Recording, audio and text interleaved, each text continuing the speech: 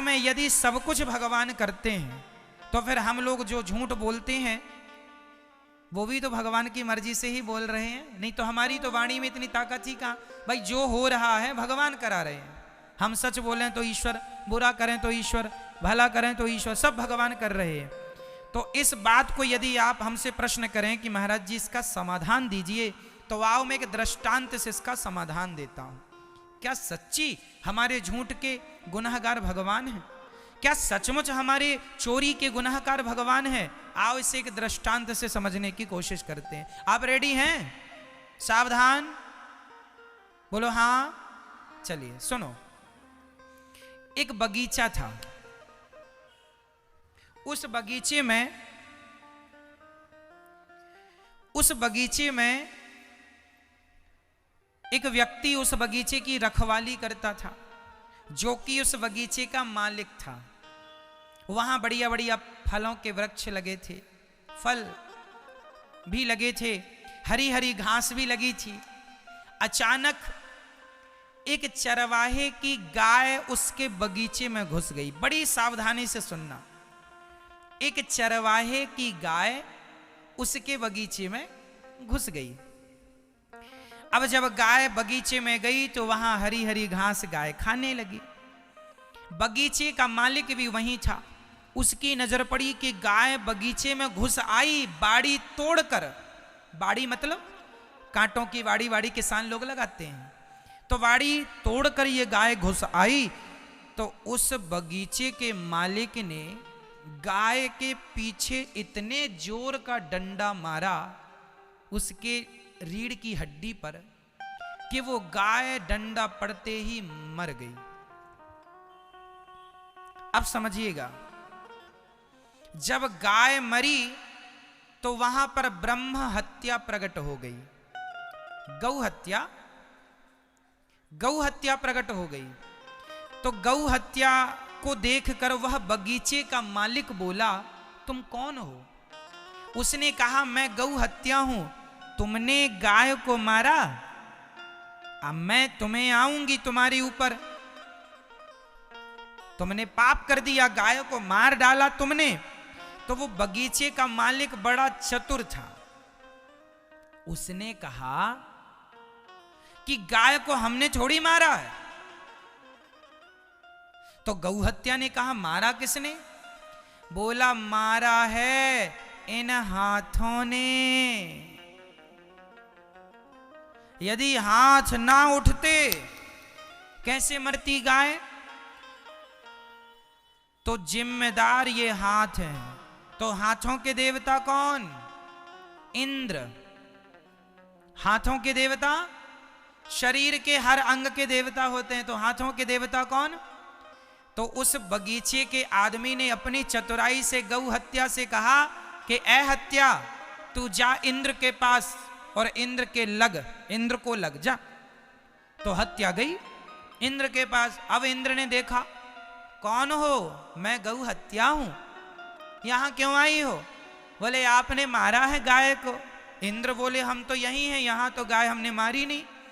बोले, नहीं, वो बगीचे का एक आदमी है, उसने कहा कि तुम हाथ पर बैठते हो, और हाथ ने गाय मार डाली। इंद्र समझ गए मामला कि बड़ा चतुर आदमी है। मनुष्य मृत्यु लोक का आदमी खोपड़ी में भले अच्छा सोचे ना सोचे, ऐसी सोच जरूर रखता है बचने बचाने की, कि कैसे बचूं। तो इंद्र भी कम चतुर नहीं। इंद्र ने कहा, अच्छा ये बताओ गौ हत्या, कि यदि हाथ ने मारा तो हाथ तो तब ही मारते ना, क्योंकि हाथ तो मन के अधीन है, बुद्धि के अधीन है।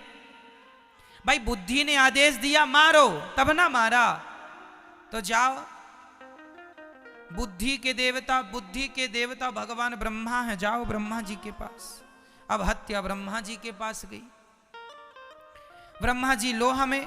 ब्रह्मा जी बोले, कहां से आई हो? बोले, मृत्यु लोक से, इंद्र के पास, इंद्र के पास से आपके पास। पूरा मामला ब्रह्मा जी ने समझा। ब्रह्मा जी बोले, एक काम करो, अरे बुद्धि भी क्या करती, हाथ भी क्या करते, यदि पांव ना चल के जाते तो गलती पांव की। पांव क्यों चल के गए? गाय तक चल के कौन गया? गाय तक चल के कौन गया? पांव। इसलिए पांव के देवता हैं भगवान नारायण। चरणों के देवता कौन? चरणों में भगवान का वास होता है।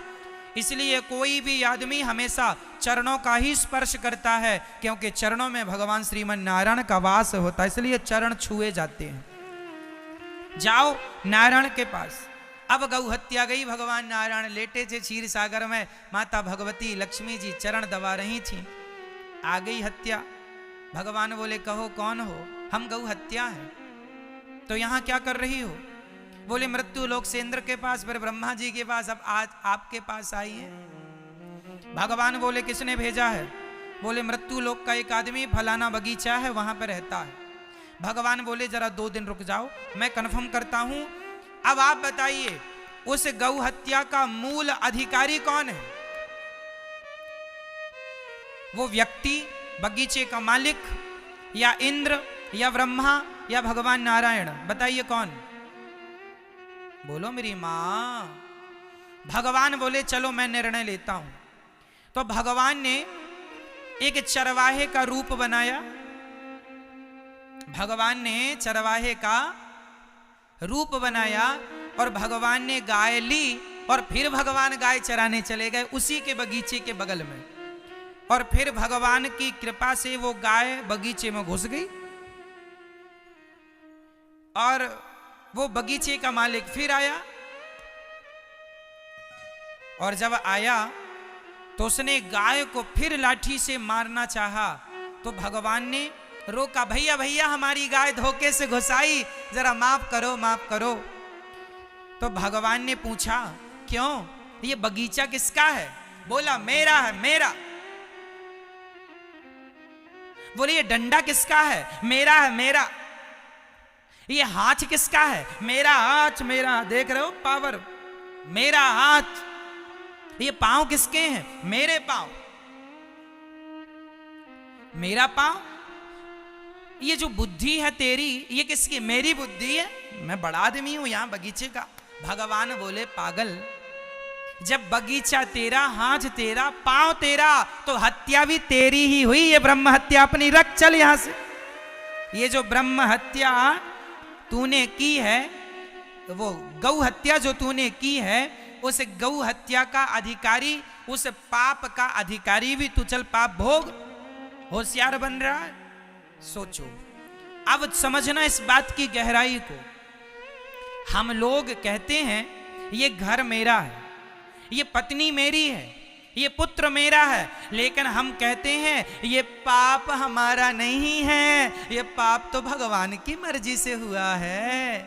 लो पत्नी तुम्हारी, पैसा तुम्हारा, शरीर तुम्हारा, मीठा मीठा गप, कड़वा कड़वा थू थू थू थू,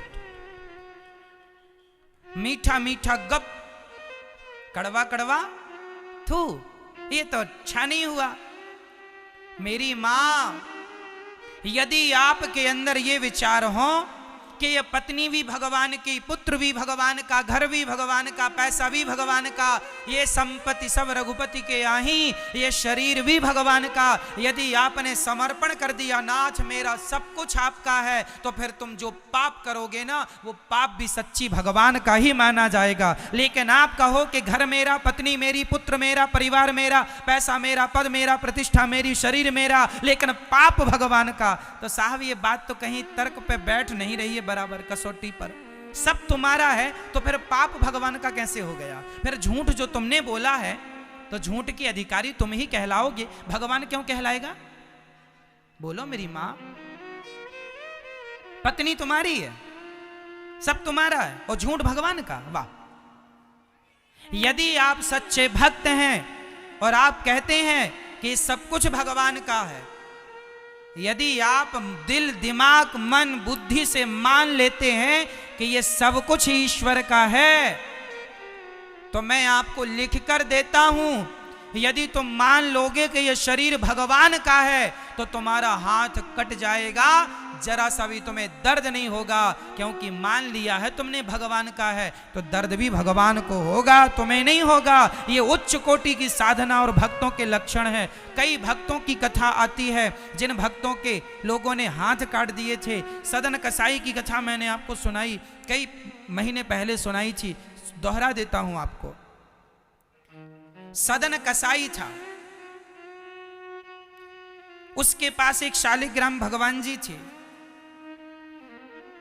शालिग्राम भगवान जी से वो मांस तौलता था। उसी शालिग्राम से वो 2 किलो भी तौल देता था, 10 किलो भी तौल देता था, 5 किलो भी तौल देता था। किसी साधु ने कहा, अरे पगले, ये शालिग्राम भगवान है, इसे तुम तराजू में रख करके बताओ, मांस तौलते हो, बड़ा तुमने गलत व्यवहार किया। तो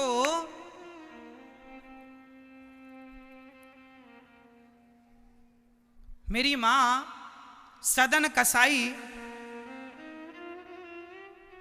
जो थे, उन्होंने, संत जी ने कहा कि आपने भगवान को तराजू में रख के मांस तौला, ये तो भगवान का बड़ा अपमान कर दिया आपने। एक काम करो, ये भगवान जी हमें दो, हम इनकी पूजा करेंगे, दूध दही बढ़िया। तो संत जी भगवान जी को लेके चले गए। अब संत जी ने उनको दूध से, दही से, घी से, शक्कर से नहवाया, बिठा दिया। अब रात को भगवान ने सपने में संत जी से कहा, अरे संत जी, हमें आप क्यों लेके आ गए? हम सदन के पास खुश थे। क्यों? बोले वो हमें रोज झूला झुलाता था तराजू में, रोज झूला झूलने का मन करता, रोज तराजू ऊपर नीचे 50 बार झूला झुलाता, हम बड़े खुश थे उसके झूले में, और तुम यहाँ ले आके बिठाल दिए हमें, बस 2-4 मिश्री के दाने दे दिए, हो गया। हम संतुष्ट नहीं हैं आपके पास, हमें जल्दी दे के आओ। आधी रात को बाबा जी को सपने में भगवान ने कहा, दे के आओ। बाबा जी जागे और सदन के घर का दरवाजा खटखटाया, भैया खोलो। सदन से ठाकुर जी दिए, ये तुम्हारे भगवान हैं, तुम्हारे पास आने को मचल गए। सदन के सुनते ही आंखों में आंसू, वाह प्रभु, धन्य हो गया मैं, सारी दुनिया आपसे प्यार करती है, मैं सफल हो गया कि आप हमसे प्यार करते हैं, आपने हमें चाहा है। तुरंत ठाकुर जी को लेकर सदन जगन्नाथ चल पड़े। कहां चल पड़े? जगन्नाथ जी की ओर। जगन्नाथ जी के ओर जब निकले, चलते चलते चलते चलते पूरा दिन चले। शाम हुई तो एक गांव के निकट एक घर था। उस घर में एक महिला और एक पुरुष रहा करते थे। वहीं एक बढ़िया छाया थी पेड़ की। तो सदन को लगा कि आज रात यहीं विश्राम कर लें। तो घर में भिक्षा मांगी, भैया भिक्षा दो। तो उन्होंने भिक्षा दी और सदन ने भोग बना के ठाकुर जी को भोग लगाया, और सदन ठाकुर जी को विश्राम करा के अपना विश्राम करने लग गए। उस घर में जो महिला थी बड़ी सुंदर थी। उस महिला ने सदन को देखा, सदन भी बड़े सुंदर थे। उस महिला का दिल सदन कसाई में आ गया, सदन में आ गया। अब वो महिला सदन को देख कर ना, वो उसके संग शादी करने का सोचने लग गई। पर उसको लगा मेरा तो पति है। रात को जागी और सदन को जगाया, सुनो सुनो, तुम हमें बहुत पसंद हो, हम तुमसे शादी करना चाहते हैं। सदन बोला, अरे माँ, आप तो मेरी माता हो, मैं तो जगन्नाथ जी जा रहा हूं ठाकुर जी का दर्शन करने, मुझे कोई गृहस्थी नहीं बसानी, मेरा तो मन भगवान में लगा है, पर लगे रहने दो। उसने कहा, अच्छा रुको, तुम्हें मेरे पति का डर है ना। उस महिला ने तलवार निकाली और अपना जो पति था उसे लगा कि जब तक ये जिंदा रहेगा तब तक ये आदमी मुझे नहीं मिलेगा। तो उसने तलवार निकाली और अपने सोते हुए पति की गर्दन काट दी। उस महिला ने, उसको लगा कि इसके कारण ये मना कर रहा है, तो अपने सोते हुए पति की उसने गर्दन काट दी। और सदन के पास आकर बोली, सुनो, हमने अपने पति को मार दिया, अब तुम्हें कोई टेंशन वाली बात नहीं, हम लोग इसे जमीन पे गाड़ देते हैं, आज से तुम हमारे पति बन जाओ। सदन बोले, बहन तुम मेरी माँ हो, बहन हो, बेटी हो, मैं गंदी निगाहें कभी नहीं करता। अब वो महिला बहुत अपने पैंतरे चलाई पर वो सक्सेस ना हो पाई। उसको लगा अरे मेरा तो पति भी चला गया और ये भी हाथ से निकला जा रहा। तो महिला ने चिल्लाना शुरू कर दिया, अपना त्रिया चरित्र चालू किया। अरे भैया बचाओ, गांव के लोग आए, क्या हुआ? बोले इस पुरुष ने मेरे पति को मार डाला। अब लो सदन कसाई पे झूठा आरोप लगा दिया। उसका पति का तो गर्दन कटी थी, इसने कह दिया मेरे पति को मार के मुझे पकड़ रहा है ये आदमी। लो भैया, सवेरा हुआ, गांव के लोगों ने सदन को खूब मारा और मार के राजा के सामने खड़ा किया। सदन बोले वाह भगवान, अच्छा पिटवाया आपने। ठीक है, जैसी आपकी इच्छा, कोई पाप हुआ होगा तो पिटवा रहे हो। सदन मुस्कुरा रहे हैं भीतर भीतर, ये ठाकुर जी की लीला है। वो समझ, देखो भक्त ना कभी ये नहीं सोचता कि अरे ये हो गया ना, वो ये समझ रहे हैं कि ये भगवान की कोई ना कोई लीला है। सदन को राजा के सामने खड़ा किया गया। राजा ने कहा, सदन को सैनिकों से कहा, इस आदमी के दोनों हाथ काट दिए जाएं। दोनों हाथ काट दिए गए। अब सदन दोनों हाथ, सदन बोला मन में वाह प्रभु, जैसे खुद हो वैसे ही भक्त को भी बना दिया। भगवान के भी हाथ नहीं है ना, जगन्नाथ जी के भी। तो बोले आपने हमारे भी नहीं रहने दिए, कोई बात नहीं। सदन के हाथ कटे, पर सच्ची बताएं सदन को दर्द नहीं हुआ। सदन के हाथ कटे पर सदन को दर्द नहीं हुआ। क्यों दर्द नहीं हुआ? क्योंकि सदन सच्चे भक्त थे। वो ये जानते थे कि जो हो रहा है वो भगवान की मर्जी से हो रहा है, जो कर रहे हैं जगन्नाथ जी कर रहे हैं, इसलिए पूर्ण विश्वास था। तो जो हो रहा भगवान जी, जो भक्त ये समर्पण कर दे कि नाथ मैं तो आपका हूं, आपने तो हाथ कटवाए जगन्नाथ जी, आप तो सिर भी कटवा देते तो भी मैं आपका ध्यान करना ना छोड़ता, भजन करना ना छोड़ता। शिकायत नहीं की कि तुमने हाथ कटवा दिए।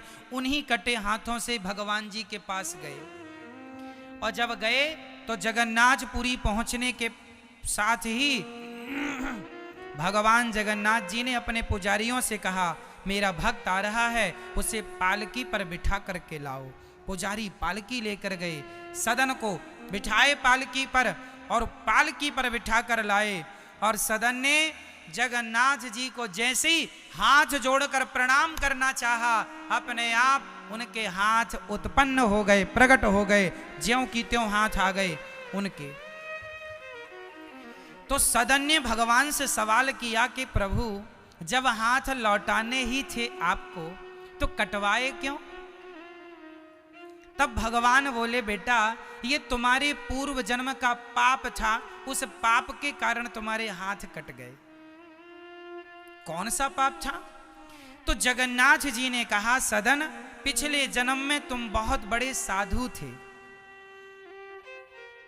बहुत बड़े साधु थे।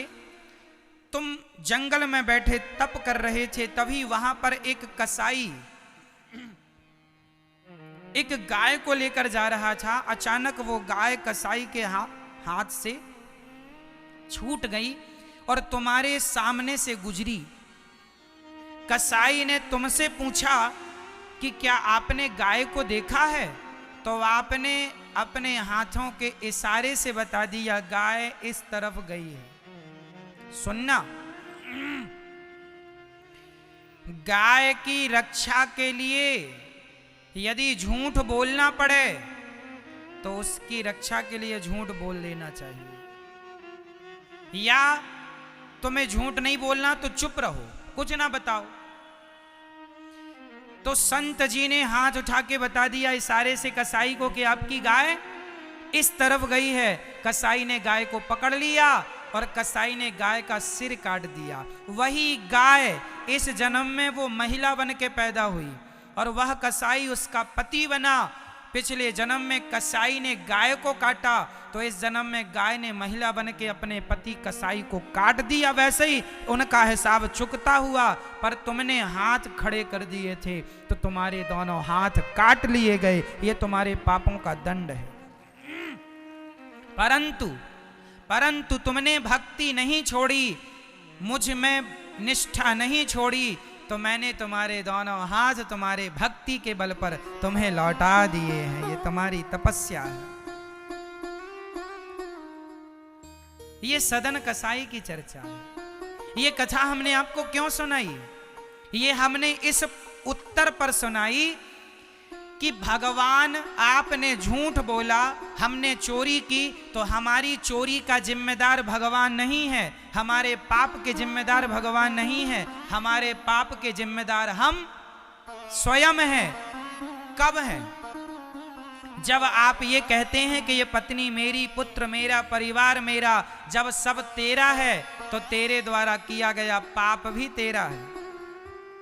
लेकिन आप ये मान लें सच्चे हृदय से कि प्रभु ये सब आपका है, तो फिर आपका हाथ भी कट जाएगा तो दर्द नहीं होगा, क्योंकि आपने अपने आप को समर्पित कर दिया है भगवान के चरणों में। प्रभु अब मैं आपका हूं, अब मैं आपका हूं, समर्पण हो जाएगा। तब ये बात लागू होगी कि फिर जो तुम बोल रहे हो, कर रहे हो, वो भगवान की इच्छा से हो रहा। बात किस किस को समझ में आ गई? हाथ उठा लो। तो अब आपसे कोई सवाल करेगा कि तुम झूठ बोलते हो, तो झूठ बोलने तो, क्योंकि भगवान की मर्जी के बिना तो पत्ता हिलता नहीं है। तो हम लोग जो पाप करते हैं उस पाप का जिम्मेदार कौन? भगवान या हम खुद? बोलो बोलो मेरी मां, जो पाप हमने किया उस पाप के अधिकारी हम या भगवान? मैया बोल दो ना मेरी मां, कुछ बोलोगी तो हमें लगेगा कि मेरी मां सुन रही थी। अब आप गमले की तरह बस बैठी हो, ऐसा लग रहा है गमले रखे हैं, ना सिर हिल रहा है, ना हाँ ना कुछ नहीं। बोलो मेरी मां, हमने जो पाप किया उस पाप का अधिकारी हम खुद हैं या भगवान है? तो फिर आपसे कोई सवाल करे कि महाराज भगवान की इच्छा के बिना तो पत्ता नहीं हिलता, तो क्या जवाब दोगे? भगवान की इच्छा के बिना तो पत्ता नहीं हिलता। तो फिर आप झूठ बोल रहे हैं, चोरी कर रहे हैं, गलत काम कर रहे हैं, वो किसकी मर्जी से हो रहा है? समझ आया ना? इस प्रश्न के उत्तर को समझाने के लिए हमने आपको एक कथा सुनाई है, उस कथा से हमने आपको समझा दिया। बात बैठ गई ना दिमाग में कि यदि आप ये भाव बना लें कि ये कुछ भी मेरा नहीं, यहां तक कि ये शरीर भी मेरा नहीं, तो फिर तुम्हारे पापों के अधिकारी कौन माने जाएंगे? जोर से भगवान, क्योंकि तुमने तो अपना समर्पण कर दिया, सौंप दिया, सब कुछ उसी का है, गोविंद का। पत्नी, पुत्र, बेटा, बेटी, नाच, फिर तो आप सुखी रहेंगे, सब कुछ भगवान का है। कोई जिए कोई मरे, किसी के जीने मरने से कोई, सब जो करेंगे भगवान का है। ये थिंकिंग बनना बड़ा कठिन है, हो जाए तो क्या बात है, लेकिन जब तक ऐसी भावना नहीं बनी तब तक तो फिर वो पाप के अधिकारी हम हैं।